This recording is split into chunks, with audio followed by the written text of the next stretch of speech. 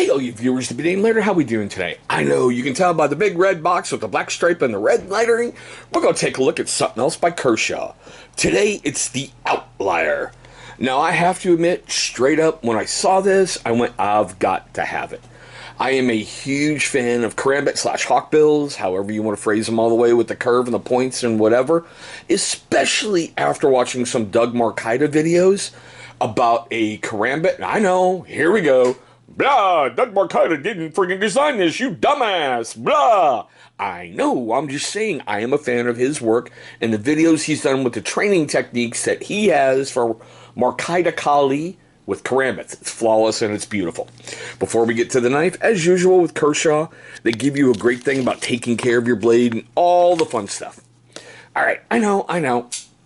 I've been talking long enough. There we go. There is the Outlier. I will tell you instantly when I saw it, I had visions of the Fox 599 karambit, and I really like that one, but man, just that hawkbill style on this with the more dramatic swoop, the way it looks, and the fact that I don't have to worry about that stupid wave pattern that sometimes does not catch accurately on what I'm trying to pull it out of, I'm good with this. Instantly saw it, instantly fell in love, instantly had to bring it here to the channel. But let's get into the stats and the fun stuff like we usually do. Now, it's got an overall length of about 7 inches. The blade's about 2.5 with a cutting surface of 2.375. So it's got a nice, really get in there and do something with it. And yes, I know, I'm holding it this way. I already got lit up for this before, so let's get this one out of the way. Blah, you're holding it wrong, stupid reviewer. Karambits and hawkbills aren't supposed to be held that way. They're supposed to always be held that way. There, are you happy? I already got it out of the way for you. Closed, it's about 4.50 inches, with a minor weight to it of about 3.60 ounces. Once you get it in your pocket and start walking after a moment or so, you kind of forget it's there. So I really do like that. It's not heavy enough to weight you down, and it's not light enough that you're like, did I actually pack anything? It's right in that sweet spot. Now, like I said, it is done in the hawkbill style with a plain edge and a flat grind. The blade steel is 8CR 13 MOV. Save that one too. It's a great budget steel. It will take an edge, it will hold an edge for a little bit. So what if you got to sharpen it every so often? If you having to use this daily and having to sharpen it daily, there might be something wrong in your life. That's all I'm saying. It does have that black stonewash finish, which I absolutely freaking love. Stainless steel frame with a liner lock. Sorry. You do have a reversible pocket clip, so you can carry it left-hand style, right-hand style. There is only one way to carry it, and that is tip up. Now, it does have the little flipper for the spring assist. And watch me cut myself here. Or we've got the thumb stud for the spring assist opening. So you've got 2 ways to get her open. Yes, it is made in China. Get that one out of the way too. Blah! How the hell can you be a knifer and review Chinese-made blades? Blah! If you can't tell this year, I'm already short-circuiting some of the dumb comments down below. Because you know what, guys? If it's a good quality blade, I don't care where it's made from. I don't. If the blade's good, if you put the pointy end in the other person, or the slashy thing to make somebody bleed and, cut an insurgent, I'm good. Alright? Now, let's do some cut tests on this guy. Let's see if we can remember how to do these things. Because like I said, when you're watching this video, I checked my analytics. It's been about 6 months, I think, since I've done anything stabby related. So, if you're curious why I'm about to do these 3, and we only do these 3 because of the reasons stated in that video right there. Alright, first one up. Aw, man, I forgot the magic 8-ball. Ah, Bill Rivers is going to light me up on that one. But still, first up, heavy-duty stock paper. For you ASMR folks.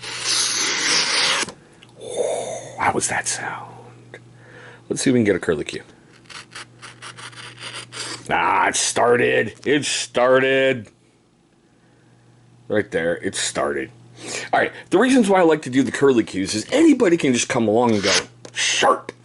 But when you drag it along nice and slow, and you maintain that same angle as you're pulling it across, right there, right in the beginning, that should happen. That should start to curl back in on itself. That's showing you there's really no pits, chips, micro abrasions, any of that fun stuff. So I'd like to try to do those. Oh, dear God. All right, Bill. First one of the brand new year, Bill. What do we think's going to happen, Bill? Let's find out together. Pull. Ooh, buddy. Nice and clean, too. Look at that.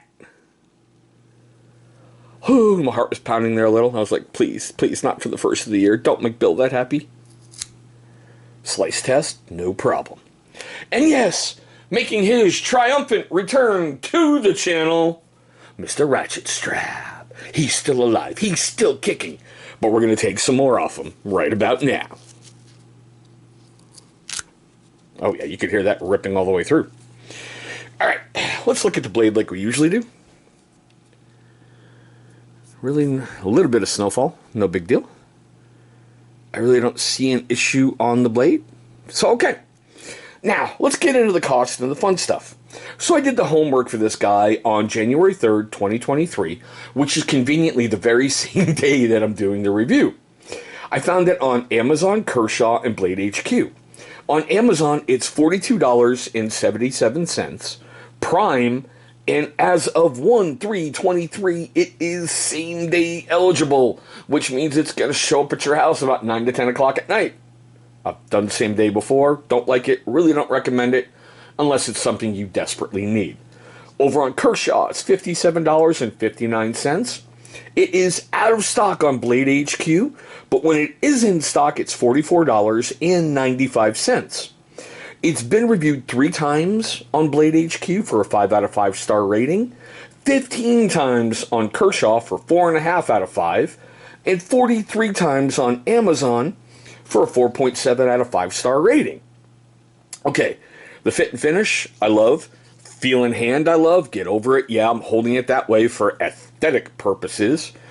The thumb ring is really fun to play around with, even though it has that one little part right there when sometimes you're turning it. I don't know, for playing around, it feels like it's like, whoo, I'm missing something. But I love it. It's going to enter into my everyday carry rotation. I mean, I've enjoyed carrying it during its feeling out process and testing process and all the other cool stuff that I do. But still, I've enjoyed that.